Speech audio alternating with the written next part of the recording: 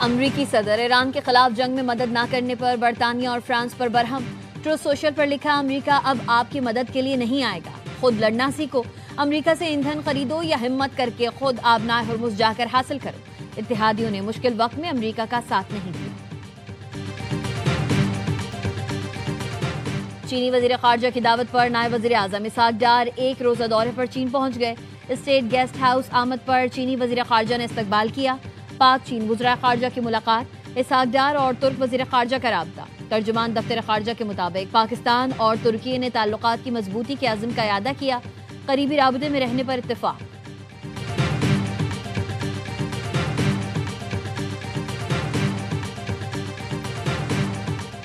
قطر کا پاکستان کی امن کوششوں کی مکمل حمایت کا اعلان، ترجمان قطری وزارت خارجہ کا کہنا ہے امید ہے پاکستان کی کوششیں خطے میں مستقل امن و استحکام لائیں گی۔ قطر ثالثی کوششوں میں شامل نہیں ہے، ہماری توجہ اپنے وطن کے دفاع پر مرکوز ہے، ایران کے واٹر پلانٹس پر حملہ علاقائی سلامتی کے لیے خطرناک ہوگا۔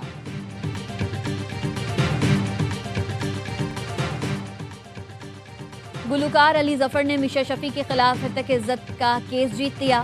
لاہور کی سیشن کورٹ نے میشا شفیع پر 50 لاکھ روپے جرمانہ کر دیا۔ میشا شفیع نے علی ظفر پر ہراساں کرنے کا الزام لگایا تھا۔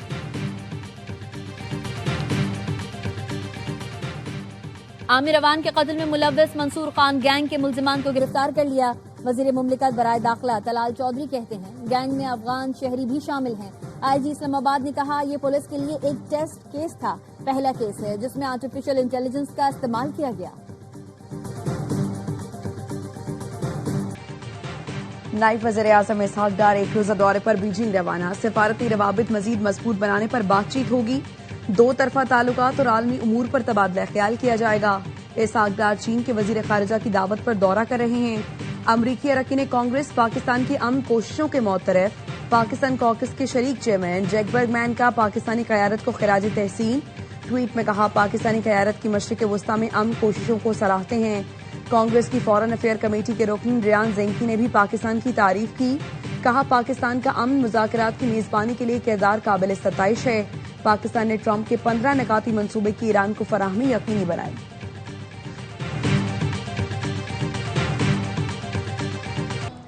جنوبی لبنان میں حزب اللہ کے ساتھ جھڑپوں میں 4 اسرائیلی فوجی ہلاک، 2 زخمی۔ الجزیرہ کے مطابق اسرائیلی فوج نے اپنے اہلکاروں کی ہلاکت کی تصدیق کر دی۔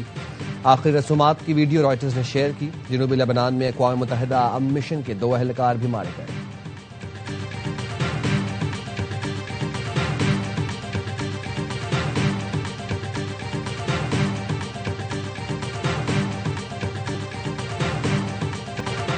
امریکی صدر ایران کے خلاف جنگ ختم کرنے پر آمادہ۔ امریکی اخبار کے مطابق صدر ٹرمپ نے معاونین سے گفتگو میں کہا وہ آبنائے ہرمز کھولے بغیر جنگ کے خاتمے کے لیے تیار ہیں۔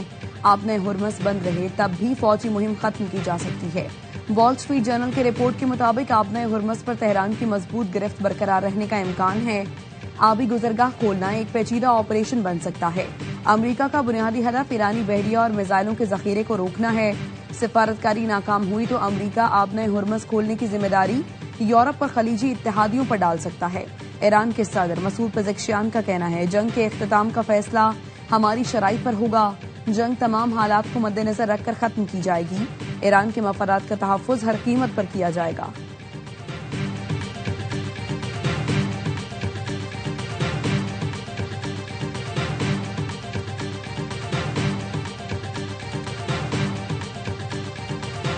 صدر ٹرمپ چاہتے ہیں عرب ممالک جنگی اخراجات میں حصہ ڈالیں۔ وائٹ ہاؤس کی ترجمان کیرولین لیوٹ کہتی ہیں صدر ٹرمپ 6 اپریل کی ڈیڈ لائن سے قبل ڈیل چاہتے ہیں۔ ایران جنگ سے متعلق 4 سے 6 ہفتوں کی ٹائم لائن برقرار ہے۔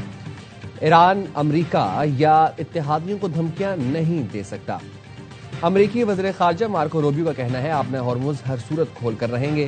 ایران نے آبی گزرگاہ نہ کھولی تو سنگین نتائج بھگتنا ہوں گے۔ الجزیرہ ٹی وی کو انٹرویو میں روبیو نے کہا امریکہ ہی نہیں دنیا کو بھی منظور نہیں کہ تیل کی ترسیل بند رہے۔ ایران کی عسکری صلاحیت ختم کرنے کے قریب پہنچ گئے، جنگ ہفتوں میں ختم ہو جائے گی۔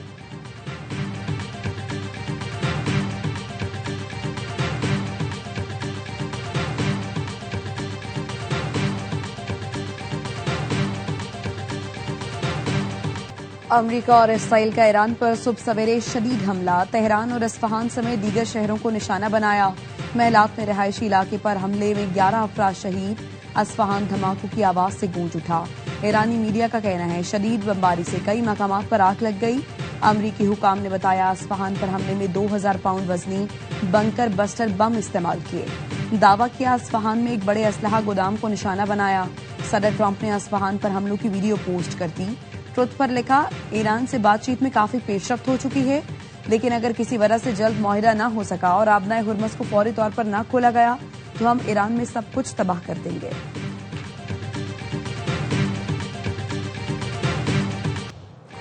ایران کی طاقت کو سرحدوں سے باہر پھیلانے کی صلاحیت ختم کی جا رہی ہے۔ امریکی سینٹرل کمانڈ نے دعویٰ کیا ایران اب اپنی طاقت سرحدوں سے باہر نہیں پھیلا سکے گا۔ امریکی فورسز ایران کے اندر اور باہر اس کی طاقت کو مؤثر طریقے سے ختم کر رہی ہیں۔ ایران کی پاور پروجیکشن کی صلاحیت کو کامیابی سے نشانہ بنایا جا رہا ہے۔ کارروائیوں کا مقصد ایرانی اثر و رسوخ کو بیرونی علاقوں میں بڑھنے سے روکنا ہے۔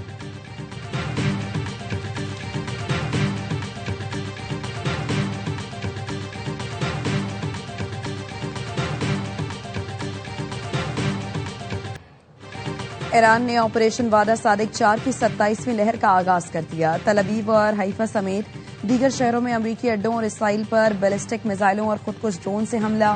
پاسداران انقلاب کا کہنا ہے حملے میں کمانڈ اینڈ کنٹرول سینٹر تباہ کر دیا گیا۔ مقبوضہ بیت المقدس میں بھی اسرائیلی فوجی کے ٹھکانوں کو نشانہ بنایا گیا۔ ایران پر اسرائیلی حملوں میں اب تک 5000 سے زیادہ افراد زخمی ہو چکے۔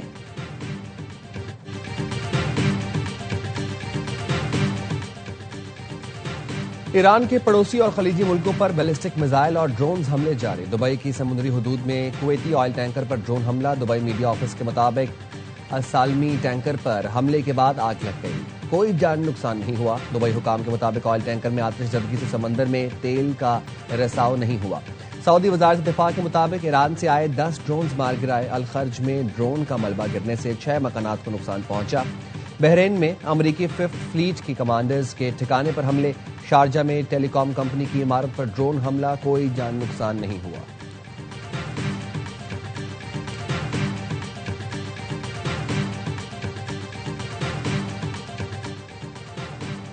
خطے سے امریکی افواج کو نکالنے کا یہ بہترین وقت ہے۔ ایرانی وزیر خارجہ عباس عراقچی کہتے ہیں ایران سعودی مملکت کا احترام اور اسے برادر ملک تصور کرتا ہے۔ ہماری کارروائیاں جارح دشمن قوتوں کے خلاف ہیں۔ دشمن عرب اور ایرانیوں کی عزت کرتے ہیں، نہ ہی تحفظ فراہم کر سکتے ہیں۔ ذرا دیکھیں ہم نے ان کی فضائی کمانڈ کا کیا حال کیا۔ عباس عراقچی نے سعودی عرب میں تباہ شدہ امریکی طیارے کی تصویر بھی شیئر کر دی۔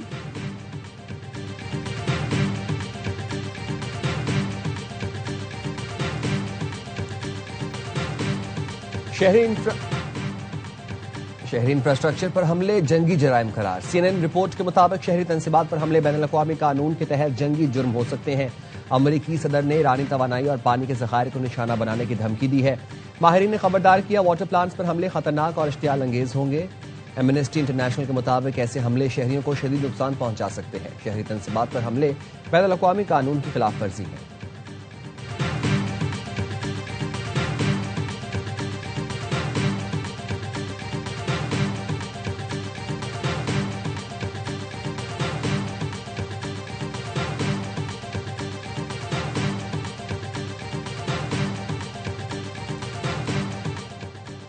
اسرائیل نے فلسطینیوں کی نسل کشی کے لیے سزائے موت کا قانون نافذ کر دیا۔ اسرائیلی پارلیمنٹ میں مہلک حملوں میں ملوث ہونے کے الزام میں فلسطینیوں کو پھانسی دینے کی منظوری۔ نئے قانون کے تحت اسرائیل کو نقصان پہنچانے والوں کو 90 دن میں پھانسی دے دی جائے گی۔ فلسطینیوں کو محض شک کی بنیاد پر گرفتار کر کے مقدمہ چلایا جائے گا۔ قانونی مشاورت بھی ویڈیو لنک کے ذریعے ہوگی۔ یورپی ممالک اور انسانی حقوق کی تنظیموں کی قانون پر شدید تنقید۔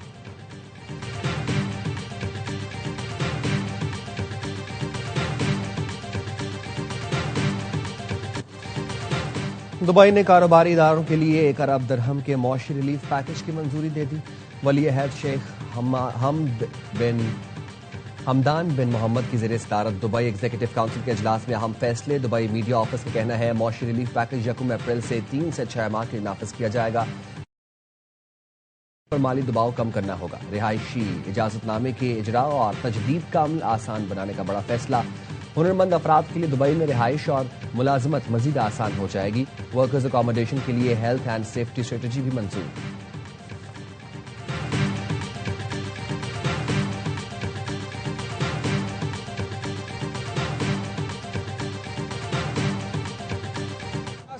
حمایت کر رہے ہیں وفاق کی کہ اگر اسمارٹ لاک ڈاؤن لگایا جائے تو؟ ابھی فیصلہ نہیں ہوا، وہ مختلف صوبوں کا جو ہے وہ مختلف رائے ہیں. جو کنکلوژن ہوا ہے وہ اس پر ہوا ہے کہ ایسا فیصلہ نہیں کرنا چاہیے جس سے اکنامک ایکٹیویٹیز اس پر اثر پڑے. حکومت کا ملک میں اسمارٹ لاک ڈاؤن نافذ نہ کرنے کا فیصلہ. ذرائع کا کہنا ہے صدر مملکت کی زیر صدارت اجلاس میں اسمارٹ لاک ڈاؤن نہ لگانے پر اتفاق کیا گیا. چاروں وزرائے اعلیٰ کی مخالفت پر اسمارٹ لاک ڈاؤن کی تجویز مسترد کر دی گئی. حکومت کا متبادل اقدامات اپنانے کا فیصلہ. اجلاس کے بعد وزیر اعلیٰ کے پی سہیل آفریدی کا کہنا تھا اسمارٹ لاک ڈاؤن سے متعلق کوئی فیصلہ نہیں ہوا. وفاق صوبوں سے ہی عوام کے ٹیکس کا پیسہ اکٹھا کرتا ہے. ہمارے پیسے شاہ خرچی پر خرچ نہیں ہونے دیں گے. منتخب نمائندوں پر ذمہ داری ہے کہ کفایت جاری کا مظاہرہ کریں.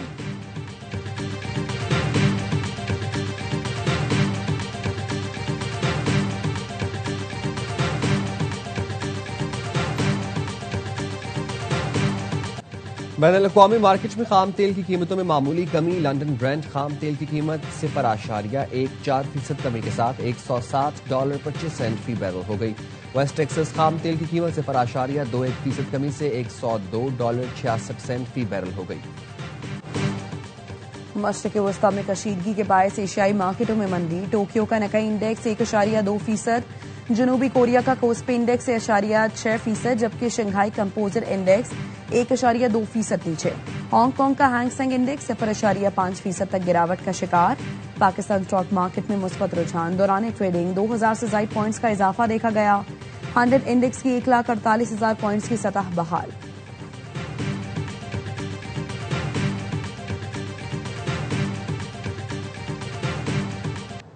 بین الاقوامی مارکیٹ میں آج بھی سونے اور چاندی کی قیمتوں میں اضافہ. عالمی مارکیٹ میں فی اونس سونے کی قیمت $62 بڑھ کر $4,575 کا ہو گیا.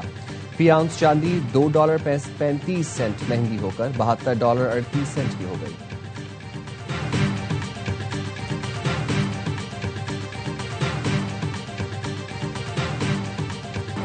منی لانڈرنگ کیس میں ڈاکٹر فضیلہ عباسی کی 1 لاکھ روپے کے مچلکوں کے عوض عبوری ضمانت بحال.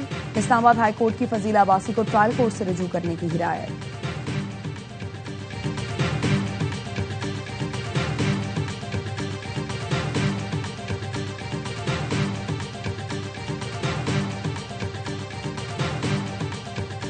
سندھ کابینہ نے Thar institute of engineering science and technology phase 2 کے لیے 6 ارب 63 کروڑ روپے کی منظوری دے دی.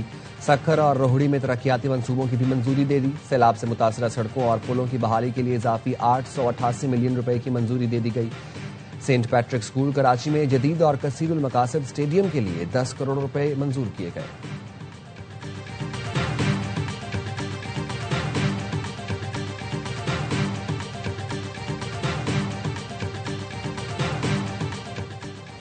سانحہ گل پلازا کی تحقیقات کرنے والے جوڈیشل کمیشن نے D G S P C A کو نوٹس جاری کر دیا. Karachi building and control and town planning regulations پر عمل درآمد سے متعلق قانونی وضاحت طلب. بتایا جائے عمارتوں میں ریگولیشنز پر عمل درآمد یقینی بنانے کی ذمہ داری کس ادارے پر عائد ہوتی ہے. اس حوالے سے قانون کی متعلقہ شقوں کا حوالہ بھی فراہم کیا جائے. جوابات اور دستاویزات کل تک کمیشن سیکریٹریٹ میں جمع کرانے کی ہدایت.